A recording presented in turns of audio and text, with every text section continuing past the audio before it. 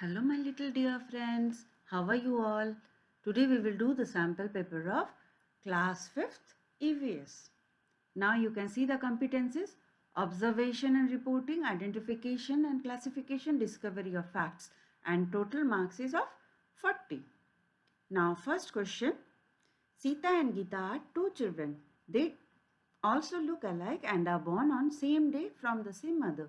These two children are, तो दो बच्चे हैं जो एक ही साथ जन्मे हैं, एक ही मदर के हैं, एक ही जैसा देखने में हैं, तो answer will B identical twins. I have highlighted the answers so that it will be easier for you to understand. We blow at the hot tea. क्यों हम फूक मारते हैं गर्म चाय में? To make it cold. Number 3. Who is the greatest leader who fought against the untouchability? You can see this picture. This picture belongs to Dr. B.R. Ambedkar. Bhimrao Ambedkar. Number C. The female sportsman won the silver medal at 2020 Tokyo Olympic in weightlifting. This picture is of Mirabai Chanu. Which of the following means of transport do not require fuel? Fuel क्या क्या है? Petrol, diesel, ये सब fuel है. तो इन pictures में से किसको फ्यूल की ज़रूरत नहीं है? डू नॉट रिक्वायर बताया है. 4 ऑप्शन दिए हैं यहाँ पे, कैमल कार्ट एंड एरोप्लेन. तो यहाँ पे दो आपको पूरा ए समझना है कि कैमल कार्ट एंड एरोप्लेन. तो कैमल कार्ट को तो ज़रूरत नहीं है, बट एरोप्लेन की ज़रूरत है, तो ये ऑप्शन हम नहीं ले सकते हैं. कार एंड एरोप्लेन, इसमें दोनों की ज़रूरत है, फ्यूल दोनों को ज़रूरत है. Cycle rickshaw and camel cart, इन दोनों को फ्यूल की ज़रूरत नहीं है. तो correct answer will be number C, है नन ऑफ द अबव. और इनमें से एक भी नहीं, तो ऐसा तो नहीं हो सकता इसमें एक है, इसमें दोनों ही हैं, इसमें एक भी नहीं है, तो इन दोनों को फ्यूल की ज़रूरत नहीं है. तो correct answer will be C. Question number 6. The farmer in the sugar cane field are, ये पिक्चर को देखिए, ये शुगर केन काट रहे हैं, तो उसको क्या बोलेंगे? हार्वेस्टिंग. प्लांटिंग मतलब बोना, इरिगेशन मतलब पानी देना, एंड वीडिंग मतलब जंगली घास फूस जो हम लगाते हैं उसके आसपास जो जंगली घास फूस उठाने को वीडिंग बोलते हैं. तो हार्वेस्टिंग कर रहे हैं ये, ठीक है, फसल को काट रहे हैं, पके हुए फसल को. A high wall like structure with gates built across the river to stop the flow of river. क्या बोलते हैं इसको? डैम बोलते हैं, ठीक है. एंड इसको रिवर के ऊपर बनाया जाता है to stop the flow of water. वो फोर्स से जो रिवर फ्लो करता है उसको स्लो डाउन करने के लिए, या तो कभी कभी स्टॉप करने के लिए. Name the transport in which huge number of people moving from one place to another is called. ये पिक्चर को आइडेंटिफाई कीजिए. कैरावन है, ठीक है. कैरावन क्या है? जो मूविंग हाउस है, एक जगह से दूसरे जगह जा सकते हैं लोग. That is a kind of transport. Name this big cone shaped tent made by stitching together the strip of woven yak hair used to protect from strong icy wind. तो ये जो है, ये चांगपाज लोग यूज करते हैं. इसको क्या बोलेंगे? रेबो बोलेंगे. This is the picture of India's map. You should be able to identify all the states and also should know the capitals of all the states. So see this map, pause the video, see this map so that you will be able to identify the position of all the states. Now let us proceed to the next competency. Identification and classification. Name the state where Adlat Stepwell is located. So here this state is Gujarat. Name the former state which is reconstituted into 2 union territory. Now you can see here this is Jammu and Kashmir. So इसको अभी 2 union territories में but गया है. ये Jammu and Kashmir and Ladakh हो गया है. ये फॉर्मर स्टेट है. फॉर्मर मतलब पहले ये पूरा एक ही स्टेट था एंड इसका नाम जम्मू एंड कश्मीर था. Number 3. Name the state. This is Mizoram. Name the state where Kuduk community and Shuryamani lives. So number 4. This is Jharkhand. ये ऊपर बिहार है, यहाँ पे वेस्ट बंगाल है, ये झारखंड है. Name the state where India's biggest Tehri Dam is located. ये उत्तराखंड है. Okay, so ऐसे कुछ भी क्वेश्चन आ सकता है. So you should be able to identify the state कि एंड एक चीज़ आपको ध्यान रखना है कि आपकी ईवीएस की बुक में जितने भी पिक्चर्स है उसको अच्छे से ध्यान से आपको ध्यान देना है, ताकि आप कोई भी पिक्चर आ जाए तो उसके बारे में आप आइडेंटिफाई कर सको, उसको ऑब्जर्व कर सको, उसको बता सको कि वो कहाँ से आया है एंड क्या बता रहा है। एंड ये स्टेट्स भी आपको अच्छे से आना चाहिए, बिकॉज इसके भी मार्क्स ये आएंगे ही, थोड़े से मार्क्स 5 मार्क्स के आएंगे। Next part, identify this instrument, what does it measures. तो ये इंस्ट्रूमेंट का पिक्चर देखिए एंड आप इसको मेरे वीडियो में भी देखे हैं। This is the picture of seismograph and ये क्या मेजर करने के लिए यूज़ होता है? अर्थक्वेक मेजर करने के लिए यूज़ होता है।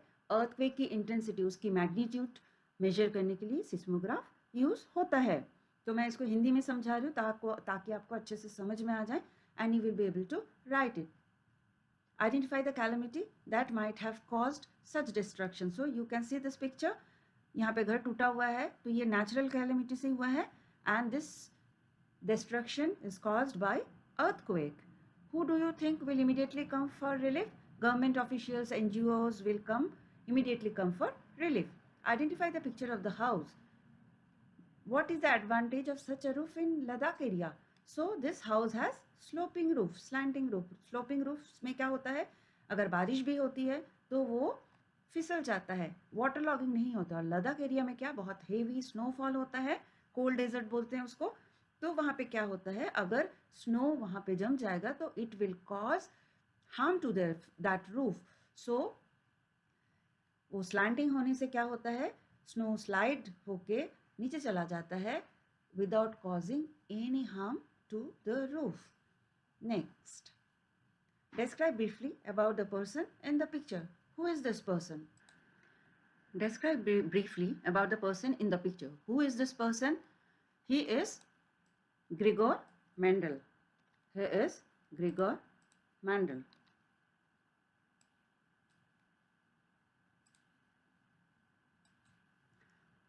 What is he known as?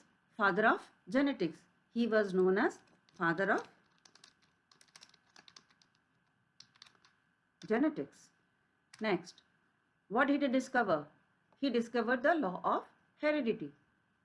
Discovered the law of heredity. So if you want me to describe it in a proper way, please write me in the comment box. I'll explain it. I will explain this lesson to you in descriptive way. Based on his findings, what is the transmission of traits from parents to children called as? It is called heredity.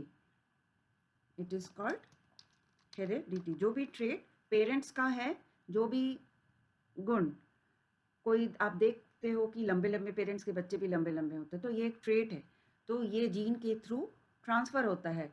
तो ये जो trait transfer होता है इसको heredity बोलते हैं। इसको हम फंडामेंटल लॉ ऑफ इनहेरिटेंस भी बोल सकते हैं, या तो fundamental laws of inheritance. Now let us start the next competency, discovery of facts. तो अभी मैंने बोला था कि बुक में जितने भी पिक्चर्स है आप अच्छे से ध्यान से देखिएगा, ताकि वो पिक्चर आ जाता आपको पता चले कि वो किस चीज़ का पिक्चर है एंड आप लिख सको। सो यहाँ पे आप पिक्चर देख रहे हो, this is a place where oil is cleaned and separated from impurities into its various products like petrol, diesel, grease etcetera. तो ये पिक्चर में कौन सी जगह पे ऐसा होता है कि जो ऑयल की इम्प्योरिटीज़ को क्लीन किया जाता है? यस, ऑयल रिफाइनरी में किया जाता है। ठीक है। Number 2, this is a programme established by the government of India in 1994 to eradicate polio. Eradicate मतलब दूर करना। तो पोलियो को दूर करने के लिए गवर्नमेंट ने जो एक प्रोग्राम चला है, उसको पल्स पे बच्चों को पिलाया जाता है कुछ 2 महीना 3 महीने बाद आके आप देखते हो, उसको पल्स पोलियो प्रोग्राम बोलते हैं। ठीक है। He is called the father of the nation. तो ये किसकी पिक्चर है? महात्मा गांधी जी की पिक्चर है। The team's dedication and hard work made them win a medal in 2020 Olympic held at Tokyo. This is also a national game. तो India का national game सबको पता है, hockey. Next question, this is an instrument which is use to listen to sound produced within the body. Heart के sound को पता सुनने के लिए यूज होता है, डॉक्टर्स यूज करते हैं। Yes, stethoscope. नेक्स्ट है use of modern technology in farming, it's reducing job for farmers. तो मॉडर्न टेक्नोलॉजी यूज करने से क्या है, फार्मिंग में फार्मर के जॉब को कम कर रहा है। कैसे कम कर रहा है, मॉडर्न मशीन्स यूज कर रहे हैं, तो उससे क्या हो रहा है, फार्मर्स को कम फार्मर्स चाहिए। मतलब पहले जहाँ पे 10 लोग काम करते थे एक फार्म में, पूरे परिवार काम करता था, अभी एक ट्रैक्टर से ही वो काम हो जा रहा है। सो उससे क्या हो रहा है, मैन पावर ऐसे आइडल बैठ रहा है। कोई फार्मर्स तो क्या कर रहे हैं, वो मॉडर्न टेक्नोलॉजी खरीदने के लिए, बड़े बड़े मशीन्स खरीदने के लिए, ट्रैक्टर्स खरीदने के लिए फिर उधार लेते हैं, मनी लेंड करते हैं। मनी लेंड को चुकाने के लिए फिर हाई इंटरेस्ट देना पड़ता है, तो फिर वो कर्जे में डूब जाते हैं और फिर वो सब बेच के फिर सिटी की तरफ आ जाते हैं अच्छे लाइफ की खोज में। और कुछ प्लस पॉइंट भी है कि फार्मिंग अगर मॉडर्न टेक्नोलॉजी से किया जाए तो अच्छे पैदावार होता है ना। लेकिन इसका और एक नेगेटिव भी है कि जहाँ पे ये केमिकल्स यूज़ कर रहे हैं तो वहाँ पे सॉइल की क्वालिटी में गिरावट आ रही है। सॉइल और जो फसल उग रहे हैं वो भी केमिकली ग्रोन है, तो वो हमारे हेल्थ के ऊपर बैड इफ़ेक्ट्स डाल रहे हैं। सो ये पॉइंट्स को आप नोट डाउन कर लीजिए एंड इसको पॉइंट वाइज लिखना है, मैंने आपको समझा दिया। And remember one thing, I am explaining the answers, but the answer whatever your teacher has given, you have to write that in your exam paper. Forest is our collective bank. क्यों, not yours not mind, forest किसी का अकेले का नहीं है, ये collective bank है। तो कलेक्टिव बैंक मतलब सबके लिए वो यूजफुल है। कैसे यूजफुल है, फॉरेस्ट होगा तो बारिश होगी, बारिश होगी तो ग्राउंड वाटर लेवल बढ़ेगा, फिशेज और डिफरेंट काइंड्स ऑफ ट्रीज बनेंगे। एंड फॉरेस्ट में जब पेड़ मर जाते हैं, मिट्टी के नीचे जब जाते हैं तो मिनरल्स तैयार होते हैं, फॉसिल फ्यूल्स तैयार होते हैं। तो ये क्या है, सबके काम आते हैं, किसी अकेले का नहीं है। That's why it is said collective bank. What problem can we have from smoke? क्या है, डिफरेंट काइंड्स ऑफ इन्फेक्शन होता है, lungs disease, headache, nausea, coughing, ये एयर पोल्यूशन होता है, तो जिसके कारण डिफरेंट डिजीजेस होती है। Next is who is mukaddam. Mukaddam is an agent for sugar cane factory. He helps villages to find work in sugar cane field. Mukaddam is an agent who lends money. Villages borrow money from mukaddam. जब उनके पास कोई काम नहीं रहता है तो उनको वो विलेजेस क्या है, मुकद्दम से मनी लेंड करते हैं, उधार लेते हैं, वो मनी पे बैक करने के लिए फिर उनको मुकद्दम के लिए काम करना पड़ता है। तो मैं ये क्वेश्चंस के जो आंसर्स हैं आपको समझाने के लिए लिखी हूँ, बट एग्जाम में आप उसी आंसर्स को लिखिएगा जो आपके टीचर ने लिखवाया है या बताया है। Next question is what is स्वच्छ भारत अभियान। उसको आप क्लीन इंडिया मिशन भी बोल सकते हो। एंड ये ड्राइव किस लिए चला गया था कि इंडिया के सिटीज एंड टाउन्स को क्लीन करने के लिए ये ड्राइव चला गया था। और इसको हेड किसने किया था, प्राइम मिनिस्टर नरेंद्र मोदी जी ने की थी। एंड वो कब शुरू हुआ था ये ड्राइव, स्वच्छ भारत अभियान 2 अक्टूबर 2014 को शुरू हुआ था। Next question, what is meant by team spirit. Team spirit क्या है, जब पूरे टीम किसी एक गोल को हासिल करने के लिए अपना बेस्ट देता है, उसी को टीम स्पिरिट कहते हैं। एंड टीम स्पिरिट में क्या ज़रूरी है, एक साथ मिलके काम करना, desire to work together, cooperation चाहिए, एक दूसरे को कोऑपरेट करना चाहिए।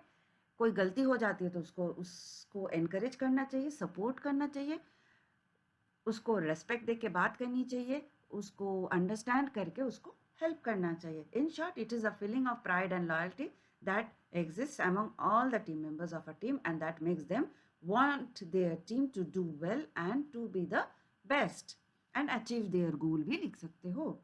चाहे वो किसी काम को करना या किसी गेम में, सब में अगर टीम के हिसाब से आप काम करते हो तो टीम स्पिरिट बहुत ज़्यादा ज़रूरी है। What is fertilizer? In short, आप बोल सकते हो कि fertilizers are chemical substance supplied to the crop to increase their productivity. पैदावार बढ़ाने के लिए फर्टिलाइजर्स यूज करते हैं। ये केमिकल सब्सटेंस है जो these are use by the farmer daily to increase the crop yield, मतलब जिसके कारण क्या है, फसल की पैदावार बढ़ती है। तो आप you can pause this video and read the answers. That's all for today. Please share this video with your friends and like and subscribe to my channel. Thank you for watching this video.